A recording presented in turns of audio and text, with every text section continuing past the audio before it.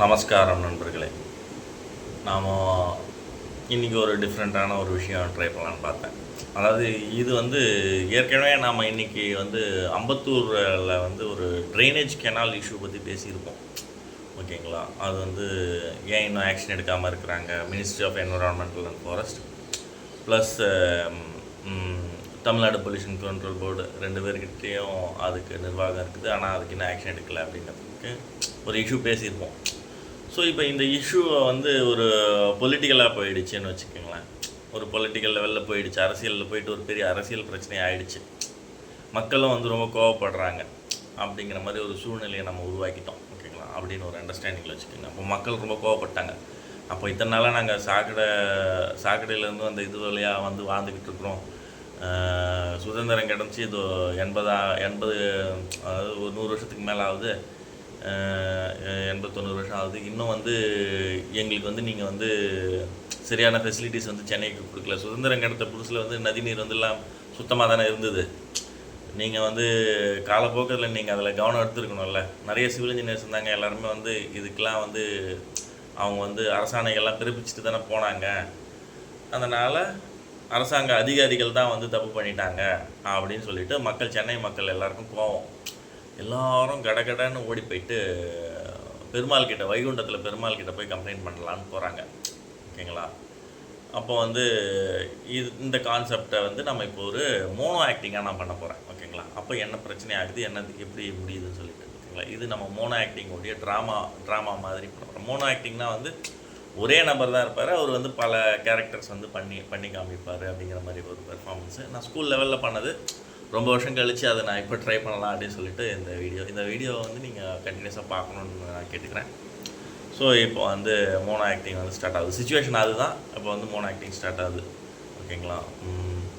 தந்தனத்தோம் என்று சொல்லியே டில்லண்டியில் பாட, ஆஹா டில்லண்டியில் பாட வண்டரில் வைகணபதியே.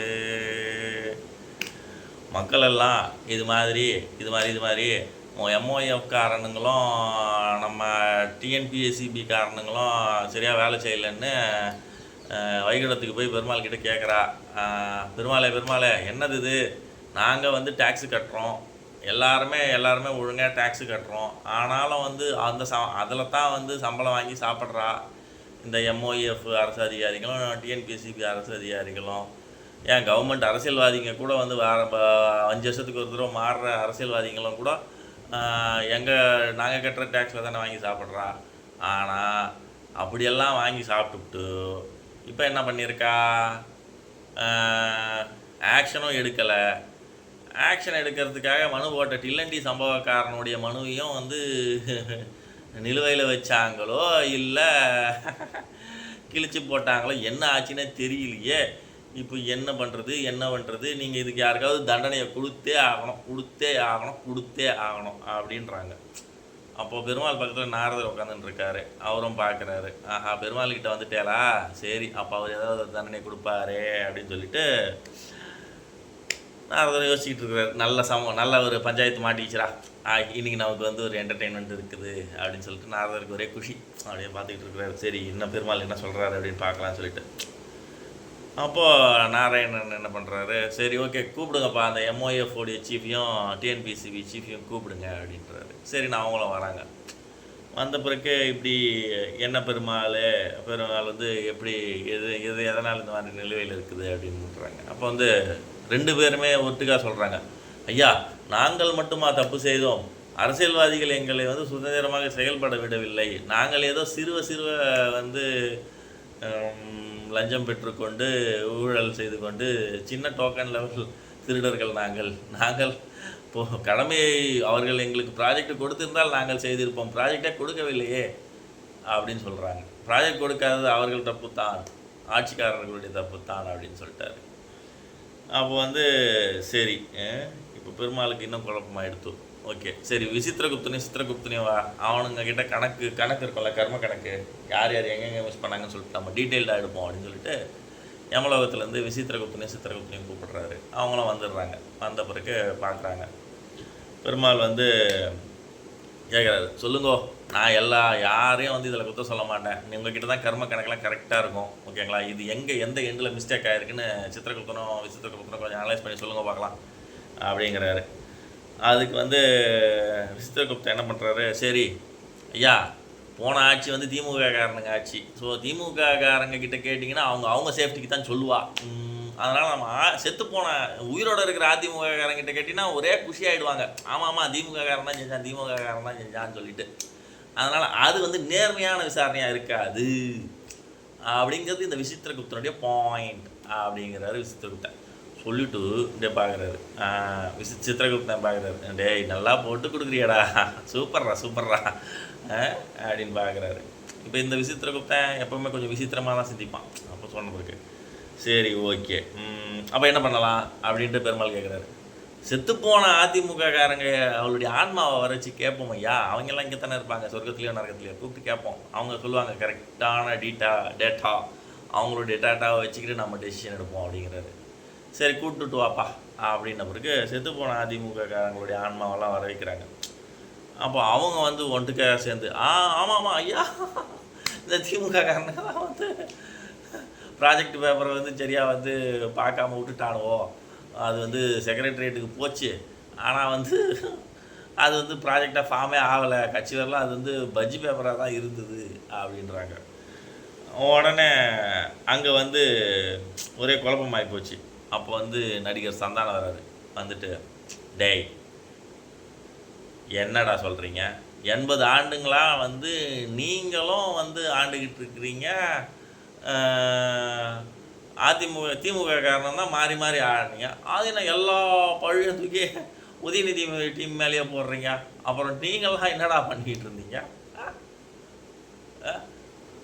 அவனுக்கு நான் வந்து ஒரு கண்ணாடியிலேருந்தே ஃபேமஸ்ரா, அவனுக்காக நான் ஐட்டக்காரனுங்களை கொண்டு வர மாட்டா, உதயநிதிக்காக என்ன நினச்சிக்கிட்டு இருக்கிறீங்க நீங்கள், என் தோஸ்தை வந்து அப்படியெல்லாம் நான் விட்டுற மாட்டேன்டா, 5 வருஷம் நீங்கள் 5 வருஷம் அவங்க தானே ஆட்சி பண்ணிங்க, அப்போ உங்கள் ஆட்சி காலத்துலலாம் அந்த காவாய்னா மூடாமல் தானே இருந்தது, நீங்களாம் பார்த்துட்டு சும்மா தானே இருந்தீங்க, பெருமாளே இவனுக்கு தான் குத்தம், திமுக காரங்க மேலே குத்தமே கிடையாது அப்படிங்கிறாரு.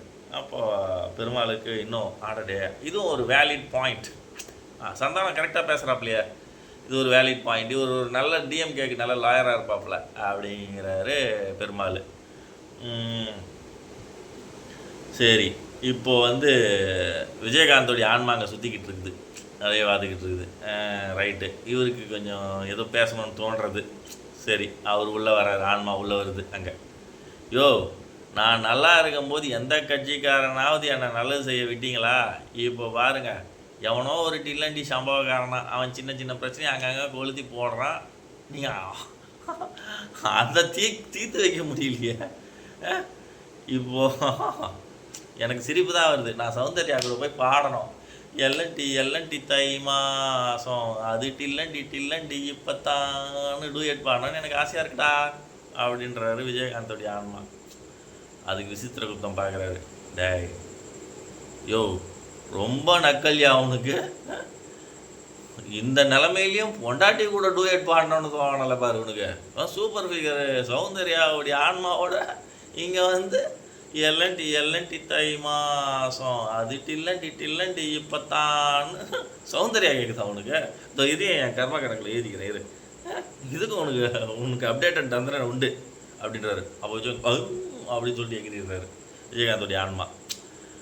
அதுக்கு நாரதர் வந்து பார்க்குறாரு, நாராயணா இந்த விவகாரம் ரொம்ப குழப்பதே பெருமாளே, இதுக்கு நீங்கள் தான் ஏதாவது ஒரு தண்டனை கொடுக்கணுமே, நீங்கள் யாருக்கு தண்டனை கொடுப்பேல் அப்படிங்கிறாரு.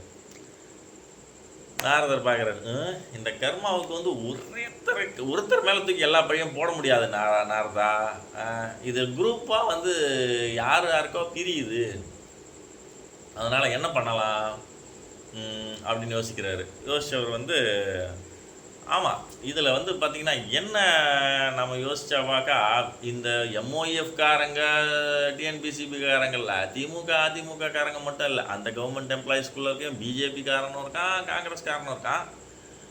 அப்போ அவங்களும் பொறுப்பு இல்லாத ஆளுங்க தானே, அவங்க யாராவது இஷ்யூ ரைஸ் பண்ணியிருந்தா ஏதோ ஒரு கவர்மெண்ட் கான்ட்ராக்டருக்கு கிடச்சிருக்கோம்ல, வேலை செஞ்சுருப்பாம்ல ஏதோ ஒரு ரூபத்தில். அப்போ யாருமே வேலை செய்ய வேணான்னு தானே நினச்சிருக்கிறாங்க.